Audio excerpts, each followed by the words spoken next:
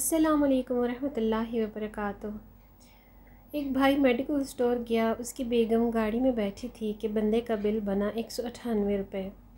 दुकानदार ने भाई से कहा, भाई मेरे पास 2 रुपये का सिक्का नहीं है, आप कहें तो एक गोली पैनाडॉल के डाल दूँ।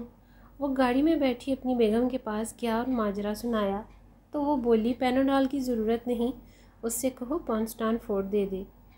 ये देखकर दुकानदार को शरारत सूझी। उसने कहा, भाई वो तो 3 रुपये की गोली है, आप 1 रुपया और दें।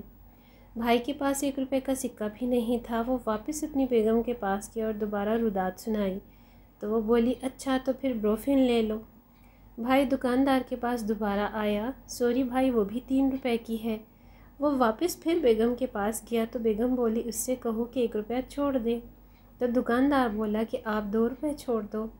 वो वापस मुड़ने ही लगा था कि दुकानदार को उसकी हालत पे रहम आ गया और उसकी ज़न्नुरिदी पर दाद देते हुए उसे पॉन्स्टान का पूरा एक पलता ही दे दिया और उसे रुखसत किया। ज़िंदगी सबकी यही होती है, थोड़ी बहुत कमी बेशी के साथ। वीडियो को लाइक ज़रूर कीजिएगा। अगली वीडियो तक अल्लाह हाफिज़।